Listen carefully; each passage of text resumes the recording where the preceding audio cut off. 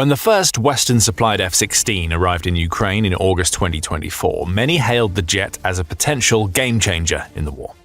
No, the F-16 wouldn't win the battle for Ukraine, but it would open up opportunities for Ukraine's pilots to conduct operations that were previously impossible with the country's aging fleet of Soviet-era fighter jets.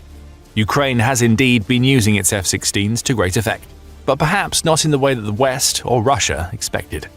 Traditional Western aerial tactics don't work on the brutal Ukrainian battlefield, meaning Ukraine had to do what it has done so many times already in its battle against Vladimir Putin's forces: adapt. Now, Ukraine's pilots are using genius tactics to beat Russia's air defenses. We learned a little about those tactics and why the traditional Western approach to using fighter jets doesn't work, due to the comments of a pilot in a recent video released by the Ukrainian Air Force. That pilot, who the Warzone or TWZ says appears to be one of the older generation of Ukraine's fighter pilots, explains that the tactics taught to Ukraine's aviators ahead of the F-16 is hardly a new aerial platform. According to Lockheed Martin, which manufactures the jet, the F-16 was first conceived during the early 1970s, with the initial models officially entering service in time for the 1980s to begin. That makes the jet as old, if not older in some cases, as those that Ukraine had before Putin launched his invasion. With almost 50 years of knowledge behind them, the NATO instructors who taught Ukraine's pilots how to use the jets must surely have known precisely how they were to be used. And on the technical front, that assumption would be right.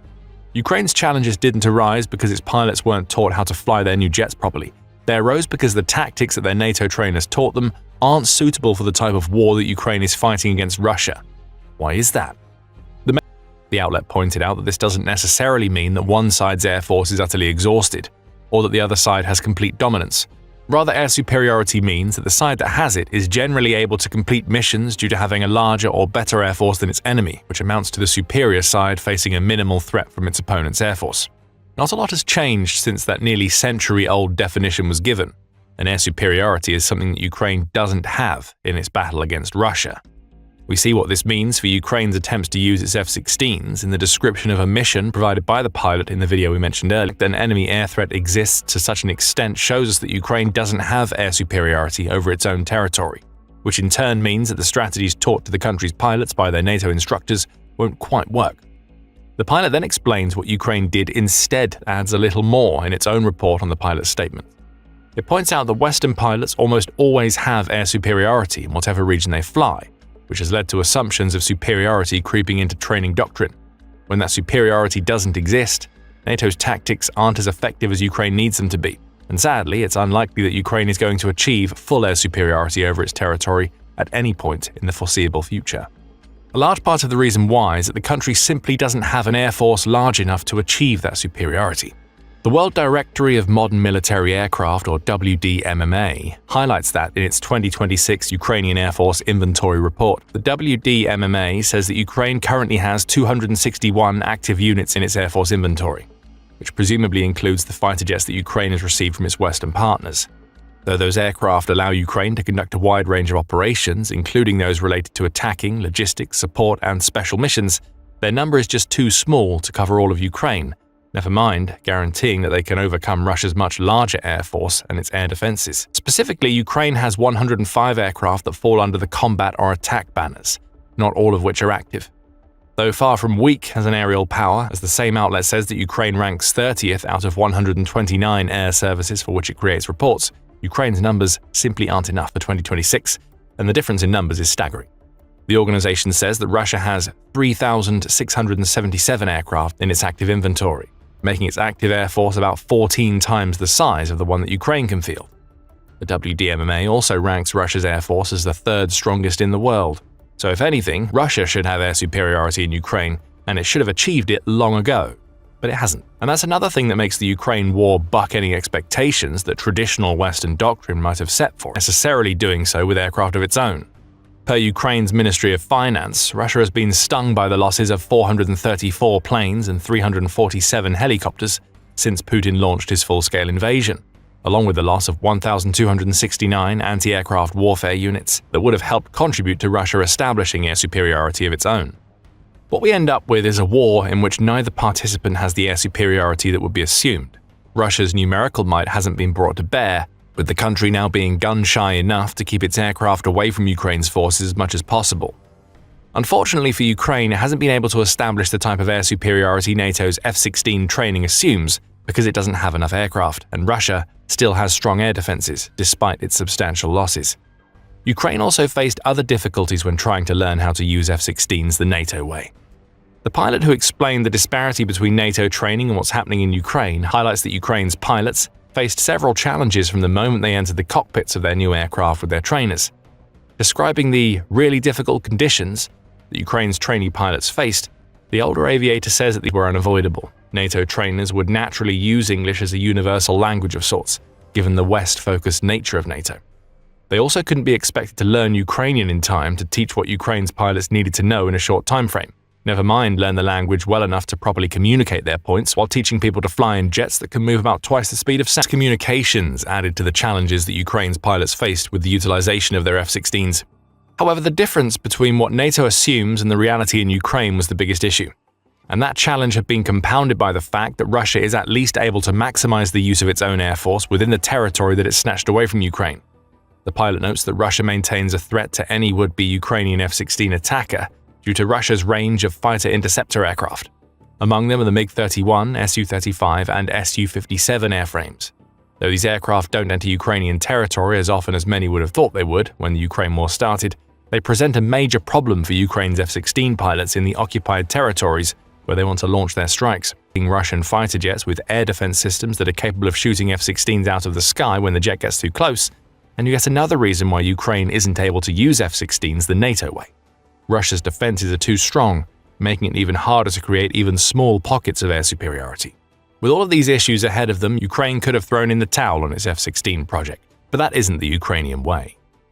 As it always finds a way to do, Ukraine managed to take a difficult situation and adapt. A rethink of every strategy taught was needed, and Ukraine's pilots have come up with several ingenious ways that allow them to do damage with their F-16s, even if they don't necessarily follow NATO's training to do that damage. So what are Ukraine's F-16 pilots doing differently? Low-altitude flying is a major part of their rethought strategy.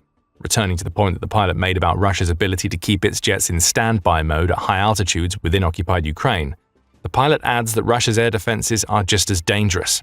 If a Ukrainian pilot can avoid the aircraft that Russia deploys, they still have to worry about surface-to-air ground noise created by flying close to the ground can confuse the systems upon which Russia relies to identify incoming F-16s.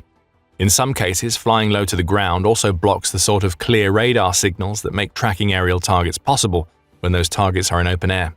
Of course, flying low comes with risks of its own, as one false move could lead to a crash. Plus, low-altitude flight isn't a perfect way to avoid Russia's air defenses. As the pilot points out, work more often than not.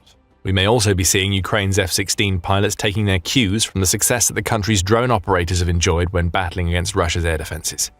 Back in May 2023, the Center for European Policy Analysis, or CEPA, wrote a piece in which it discussed a then-recent drone attack against Moscow. Ukraine wasn't confirmed as the attacker, though it was likely to be. Whoever struck Moscow understood the two key weaknesses that Russia's air defense systems have against drones. It appears to be using the advantage that its drones enjoy to sneak its F-16s to where they need to be while keeping them out of the sight of Russia's air defense radars. This likely isn't a perfect strategy. Drones have far smaller radar signatures than even the lowest flying fighter jet, due to being made of materials like plastic and being powered by small engines that give off minimal thermal signatures, CEPA says.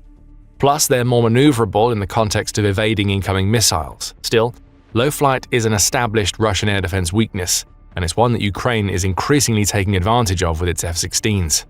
Not every Ukrainian F-16 deployment requires the country's pilots to evade Russian air defenses.